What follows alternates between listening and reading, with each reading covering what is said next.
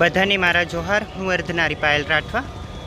અત્યારે હાલ હું મહીસાગર જિલ્લાના સંતરામપુરમાં છું।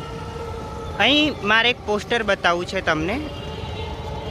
આ પાછળ જે પોસ્ટર માર્યું છે તેમાં ભગવાન ધરતી આબા બિરસા મુંડાની 150મી જન્મ જયંતિ ગુજરાત સરકાર ઉજવી રહી છે। અને આપણી ભારત સરકાર અલગ અલગ રાજ્યોમાં જ્યાં આદિવાસી વિસ્તારો રહે છે ત્યાં આ સરકાર ધરતી આબા બિરસા મુંડાની જન્મ જયંતિ ઉજવી રહી છે। મારે એક તમને દ્રશ્ય બતાવવું છે। સરકાર જ્યારે આદિવાસીઓના હિતની વાત કરી રહી છે ત્યારે આદિવાસીઓના હિતમાં 150મી જન્મ જયંતિ નિમિત્તે ધરતી આબા બિરસા મુંડાને સાચું સન્માન આપવાનો પ્રયત્ન કરી રહી છે। પણ હું સરકારનો વિરોધ નથી કરતી, મારે સરકારનો વિરોધ ન કરવો જોઈએ। 150 વર્ષે પણ જો આવા જનનાયક અને મહાનાયકની જો એને શ્રદ્ધાંજલિ આપી શકતા હોય તો સરકારને મારે એક થોડું ધ્યાન દોરવા માટેની એક અપીલ છે કે હું આ સંતરામપુરના બસ સ્ટેશનમાં છું અને એક જાગૃત નાગરિક તરીકે મારી ફરજ બને છે કે હું ત્યાંનું દ્રશ્ય તમને બતાવું છું। ધરતી આબા બિરસા મુંડાની પ્રતિમા છે અને બિરસા મુંડાની જન્મ જયંતિને લઈને ફક્ત 2 દિવસ આડા છે। અહીંયા નથી કોઈ લાઇટિંગ ડેકોરેશન થયું કે નથી કોઈ પણ પ્રકારની રીતે આ બિરસા મુંડાની પ્રતિમાની બાજુમાં કોઈ પણ પ્રકારની સાફ સફાઈ થઈ।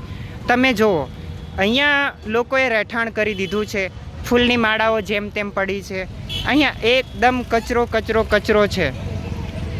અને આ દિવસો આપણી સરકાર જે છે 150મી જન્મ જયંતિ ઉજવી રહી છે ત્યારે મને એવું લાગે કે સરકાર આટલું બધું સરસ કામ કરી રહી છે તો સરકારના નામે કોઈ કચાશ ન રહી જાય, એટલા માટે હું ધ્યાન દોરવા માટે સરકારશ્રીને અપીલ કરું છું કે આ વ્યવસ્થિત રીતે આ બિરસા મુંડાની જન્મ જયંતિ ઉજવી શકાય અને કોઈ કચાશ ન રહી જાય, કોઈ આપણને કહી ન જાય, તે માટે તે હેતુથી આ પ્રતિમાની સાફ સફાઈ થવી જોઈએ અને લાઇટિંગ ડેકોરેશનથી એને શણગારવું જોઈએ।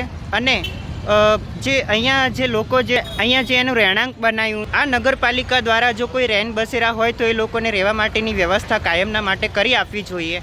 આ મેં દ્રશ્ય 2 થી 3 વખત જોયેલું છે, પણ આ પ્રતિમાની બાજુમાં આ ગંદકી આ 2 દિવસ આડા છે બિરસા મુંડાની પ્રતિમાની બાજુમાં જ્યાં ગંદકી દેખાય છે એ બધી દૂર થવી જોઈએ।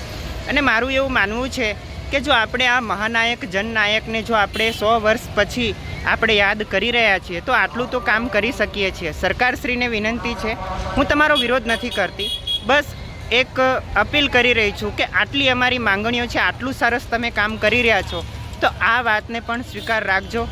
બધાને મારા જોહાર। ફરી મળતા રહીશું। જોહાર।